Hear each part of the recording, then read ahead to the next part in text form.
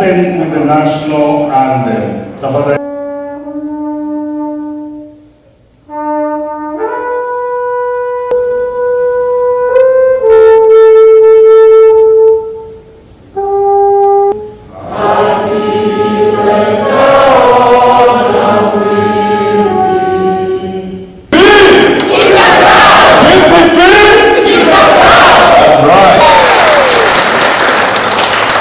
You know, one day I was traveling to Nyeri, huge sign saying Dedan Kimathi University. And I was there, let's go. Kote na hata na dunia nzima, hata hapa Marekani. Mungu tunakushukuru maana. Imagine, kutoka hapa Marekani, sinjamulipia tiketi, akaja lakini pia ni ishara kuonyesha ya kwamba ni mtu anapenda watu na anajali watu. You know, that's my good friend. Thank you so much. All right, we're going to move fast. You have 5 minutes. Not 6, 5 minutes. 5 minutes, Pastor Ngewa, please. Thank you. Okay. Put your timer on because... Hey, Arambe, DCP. The evidence is everywhere.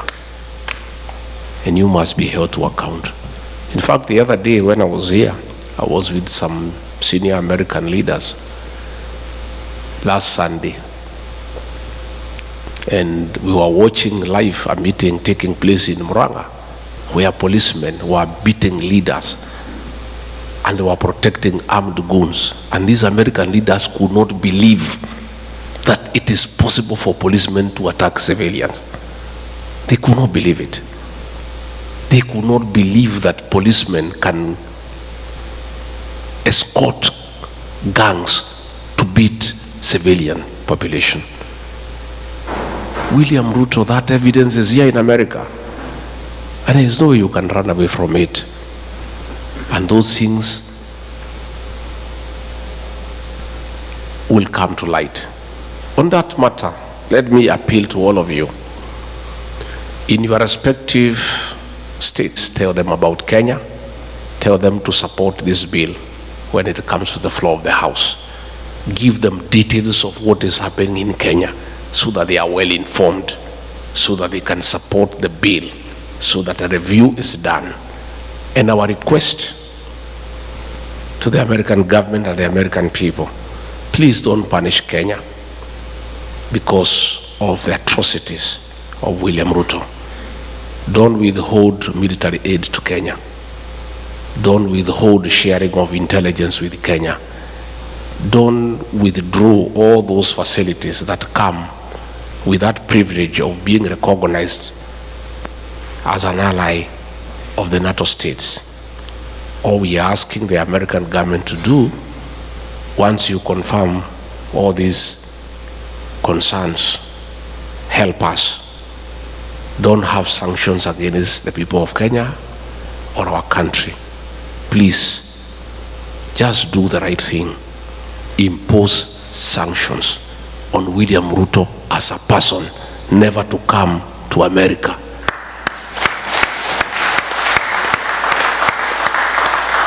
And I think if he does that, that is our problem. Kenya should not suffer because of one person. Let's deal with the person. And I think if the government here can impose sanctions against him, that he cannot come to America and he cannot go to other states that work with America, our problems will be sorted instead of punishing the country because of the actions of one person. Diaspora people, and there is real panic in Nairobi. I saw William Ruto today fumbling with words, trying to explain himself, but trying to digress from the real issues.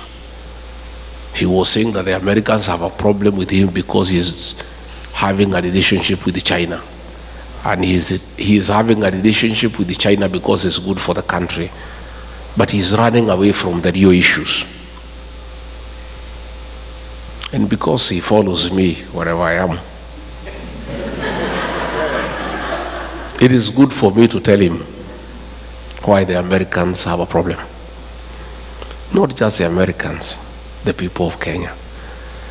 The Americans have just heard the cry of the Kenyan people, and they are raising issues. William Ruto, aka Kasongo, please, the Americans want to have an investigation to unearth your business dealings with Hemeti of RSF in Sudan, where you are doing gold business, and in reciprocity supplying arms to the terrorist group to kill women and children in Sudan. You cannot run away with it because we have the evidence. I was your deputy when those meetings took place. I have all the details, and we are giving those details to the Americans. And we are right here in America.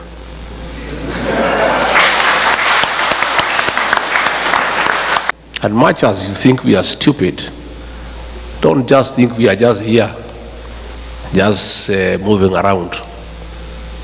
We are also here to put the Kenyan case to the American government and to Congress and to the Senate.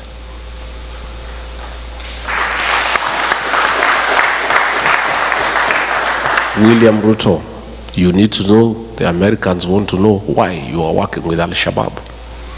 Why, when you are in Mandera, you met 3 leaders of the Al-Shabaab militia at night to discuss business with them. They want to know why. They also want to know why you have removed the requirement for vetting of non-Kenyans before they are given IDs. The Americans are concerned that suspected terrorists will be registered as Kenyans, and they will find their way to America and the rest of the world and create terror in the world. Your decision to suspend vetting of foreigners before they are given registration in Kenya is a threat to world security. And not just the Americans are concerned, Kenyans are concerned too. And this you must answer. You cannot endanger the security of the world because of your business interest. It is true you are doing business with Al-Shabaab, but you cannot endanger world security. The Americans also want to know why, against the Kenya Constitution, you have become the worst violator of human rights in Kenya. Why are you abducting young children? Why are you killing young children? Why did you abduct American, Turkey nationals of American origin who were abducted and disappeared? These are things that are in the radar of the American security system. You can play around with people in Kenya, but you cannot play with the American government. They have you on the radar. And the evidence is everywhere. And you cannot run away from it.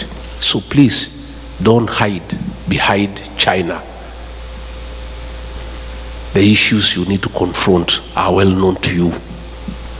That you have compromised world security in pursuit of business interest. And this time around, you will not escape. You may push people around in Kenya. You may harass everybody in Kenya. But I don't think you have the capacity to harass the American government. And they have you under the radar. You can run, but you cannot hide. Your day is coming. I want to say that the evidence is there.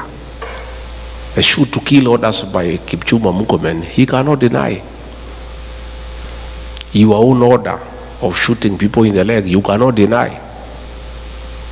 So even if you get the PS for Foreign Affairs to issue statements, the evidence is everywhere, and you must be held to account.